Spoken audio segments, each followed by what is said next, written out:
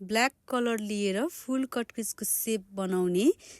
बनाउनको लागि small blending brush या त एङ्गल ब्रस हजुरहरूले लिन सक्नुहुन्छ र उहाँले ब्ल्याक कलर पिक गरेर चाहिँ फर्स्टमा चाहिँ सेप क्रिएट गर्नुभएको छ। यो तरिकाले गर्दा चाहिँ एकदमै सजिलो हुन्छ फुल कटक्रिज या त डबल कटक्रिज गर्नको लागि। ब्ल्याक कलरलाई स्मज गर्नको लागि कुनै पनि डार्क कलर लिने र ब्ल्याक कलरसँग एड गरेर दुईटा कलरलाई चाहिँ हजुरहरूले मजाले चाहिँ ब्लेन्ड गर्नुपर्ने हुन्छ र उहाँले थोरै ब्ल्याक पनि एड गर्नुभयो र दुईटा कलरलाई ब्लेन्ड गर्दा आएको एजेसलाई ब्लेन्ड गर्नको लागि चाहिँ उहाँले त्यो भन्दा अलिक लाइट कलर लिनु भएको छ र एजेसलाई ब्लेन्ड गरिसकेपछि शार्प ब्रसले चाहिँ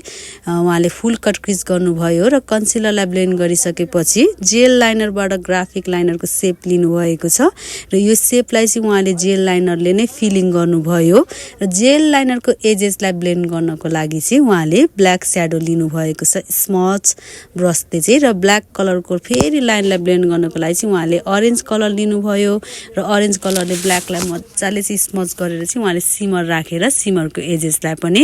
ब्लेन्ड गरेर डबल कटक्रिज गर्नुभएको छ।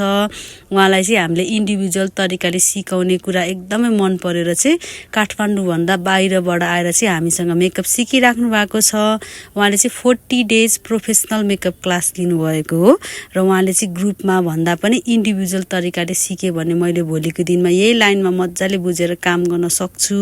अरूलाई पनि सिकाउन सक्छु भन्ने तरिकाले चाहिँ उहाँले सोचेर चाहिँ इन्डिभिजुअल क्लास लिनुभएको छ। हजुरहरूलाई पनि क्लासेस लिन मन लागेको छ भने हजुरहरू पनि आउन सक्नुहुन्छ। Thank you so much for watching us.